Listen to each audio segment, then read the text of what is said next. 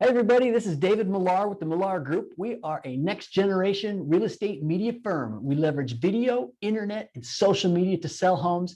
This is your national real estate market update, where I give you facts and figures about what's going on in the real estate market on a national level, so you can make better decisions if you're planning on buying or selling.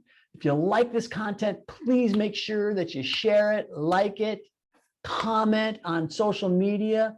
We'd love to get this information out to more people. So let's go ahead and just jump in and get started, folks.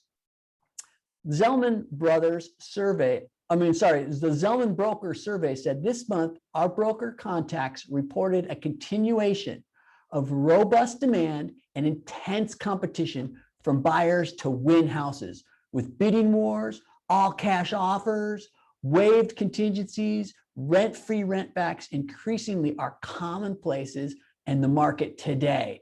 We're seeing a very robust market. I'm sure you've heard it out there. I'm sure you've seen it. The questions are why and what's going to happen in the future. So I plan on giving you some more information later on in this presentation that might answer those questions for you.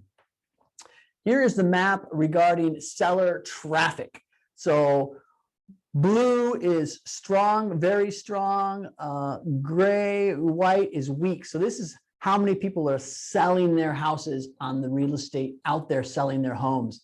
And as you can see, the light gray is really bad. The dark gray is super weak. So surprisingly enough, it's pretty stable in California and Nevada. The rest of the country is even suffering worse than we are here. A lot of people think that this real estate craziness that's going on is a Bay Area or Sonoma County phenomenon, when it really isn't. This is a national trend, and more statistics I'll provide you later on are going to prove that out. This here is where we're talking about buyer traffic. Dark blue, very strong. Across the whole country, folks, we are seeing strong buyer activities. In this Wild West environment, Realtor.com states buyers are going to do anything they can to stand out. More and more all cash offers, we're seeing those.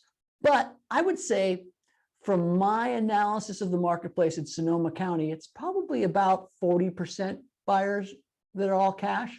Been seeing a lot of loans come through now. So it's not necessarily that 90% of offers are all cash, and if you're a loan, you don't have a chance at all. That's not true. That's a falsehood. So if you do have a loan, you've got a good chance of being able to get a house. So this is a months of inventory for sale, of homes for sale. So you can see this is last year in May, we had 4.6 months of inventory for sale. Now this year we are at 2.4, probably going to be around maybe 3.4, 3.5. We just don't have a lot of houses out there to sell. And basic economics is, if you don't have a lot of homes to sell, prices are going to go up. March 2021, year over year, house appreciation. So this is what is what has happened in March. This is on a national basis. And these are three different places where they gather these statistics. So you can see we got 13.9. Over here, we've got 13.2, 11.11. So you're looking at about a 12% appreciation nationwide, folks. Again, this is something really important to keep an eye on, is that this isn't just something that's going on in California. Home price forecasts for 2021. These are 5 different organizations that track these type of things, and the average is coming to about 8.2%. So we're going to still see some strong appreciation this year coming up. This is probably one of the most telling maps that I've got as far as statistics go, based on home appreciation year over year, first quarter 2021. Note, it's the western states of Montana, Idaho, Colorado, New Mexico that have seen the most appreciation, more than California. They've seen 15.7%. California's at 14.3, East Coast is at 12 to 14%. So we're really pretty much the same as the national average. So people are saying, oh, it's the dot-commers that are buying all the houses, and it's the Bay Area people that are coming up here into Sonoma County. True, there are people moving, but there's people moving all over the country. This is not a phenomenon. I just had my nephew in Colorado, and it was just as crazy for them to buy a house in Denver as it is to buy a house here. It comes down to lack of supply and inventory. Bill McBride states if inventory increases slowly, house prices will continue to rise rapidly. And if inventory increases sharply, home prices and growth will slow. Basic fundamentals there, folks. Robert Dietz, the chief economist at the NAHB, states the decline in single housing permits indicating that buyers are slowing construction activity as costs rise. While housing starts were strong at the beginning of the year, due to builders constructing homes that were sold pre-construction, high and limited availability of materials has paused some projects. So what happened is we had COVID, which messed up the supply chain.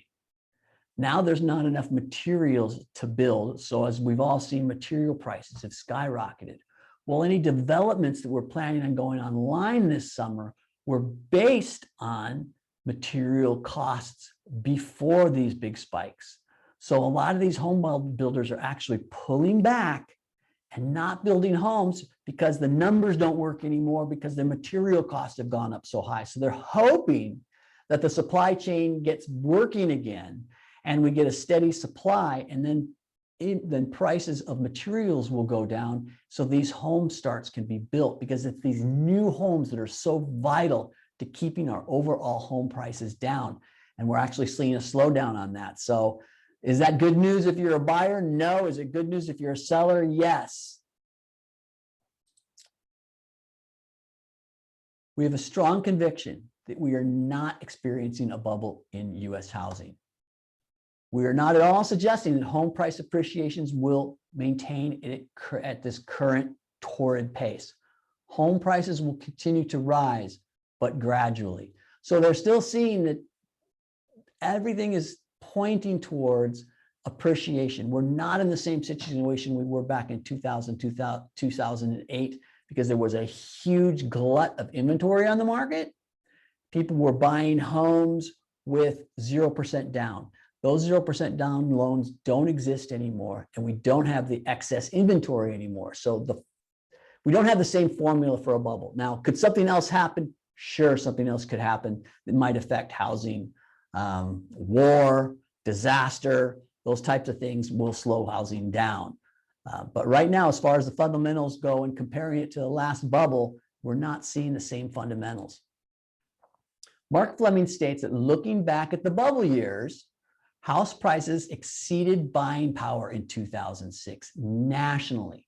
But today, house buying power is nearly twice as high as the median sale price nationally. Many find it hard to believe, but housing is actually undervalued in most areas, and the gap between house buying power and prices indicates there's room for higher price growth. Now, this is nationally, folks. A lot of people from California get all bent out of shape when they hear this, because they say, what do you mean? Half of everything I earn is going to my home, my mortgage. And that can be truer in some of these pockets in California, like Sonoma County. But I wanted to give you this national snapshot on housing nationally. So this is that housing affordability index that we're talking about. So as you can see, these big spot here where a lot of orange is, those were the recession years when, boy, oh boy, it was really cheap to get a house because home prices had dropped 40, 45%. This is over here. This is now today. And that was the affordability in the past. So the affordability rate is still pretty high compared to back in the 90s and 80s. Believe it or not, based on income, it's more affordable to buy a house in the United States now than it was in 1998, 1995, 1990. Something to keep in mind, folks. Again, I like to differentiate between national statistics and California statistics, a little bit different there, but still we are affected by housing nationally. When we saw the crash, it was a national crash. Contrary to popular belief, owning one home is frequently more affordable than renting. It is cheaper to buy a home than it is to rent in 2/3 of American cities, folks. So it's still a better deal to be able to own a house than it is to rent. This is the median asking rent from 1990 to 2020. Straight up to the sky, folks.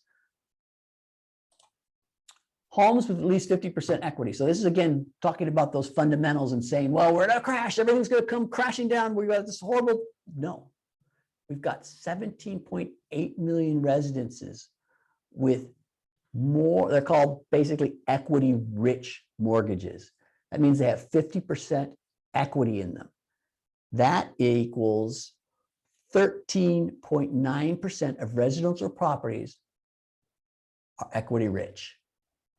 And then over here, we've got, spin this way, 38% of homes are owned free and clear. So we're looking at 69% of homes in the 69% of homes in the United States, folks, are either paid for free and clear or have 50% equity. That is a strong housing market. So now we're looking at some advice. What are the top financial houses talking about? What are they saying about real estate? What are the financial advisors? What are the professionals saying? JP Morgan, home buyers, interest rates are still historically low. Though they are inching up, housing prices have spiked during the last 6 to 9 months, but we don't expect them to fall soon. And we believe that they are more likely to keep rising. If you're looking to purchase a new home, conditions now may be better than 12 months hence. Those who remember the housing bubble of 2000, 2006 may be nervous when they're seeing these prices go up now. But the previous bubble was fueled by speculative buying, which just isn't the case today. Merrill Lynch. There are reasons to believe that this is likely to be an unusually long and strong housing expansion. Demand is very strong because the biggest demographic cohort in history is moving through the household formation at a peak home buying stages in its life cycle. Those are the millennials. They're all out buying houses right now, folks. Coronavirus-related preferences has also sharply boosted home buying demand. Now, that's something we're seeing here in Sonoma County. There's a lot of people that went through COVID and now are making a lifestyle change. They want to move to the country. They want to get out of the cities. So we're seeing a lot of movement. People are finally saying, I'm going to do it. Life is short. I'm not going to wait. I'm going to make that change. So with those two things into play, supply is unusually tight. And home listings are at record level lows. So double-digit gains are rationing the supply. We just don't have a lot of houses, basically, is what that's saying. Goldman Sachs, strong demand for housing looks sustainable. Even before the pandemic, demographic tailwinds and historically low mortgage rates had pushed demand to high levels. Consumer rate indicate that household buying intentions are now the highest in 20 years. As a result, the model projects double-digit prices in both this year and next year. Double-digit prices this year and next year? Wow. Good time to own a home.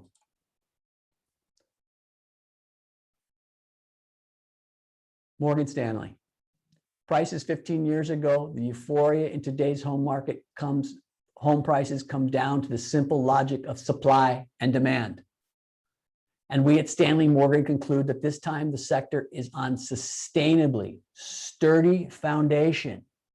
The robust demand and highly challenged supply, along with tight mortgage lending standards. Mortgage lending standards, right here. Mortgage lending standards.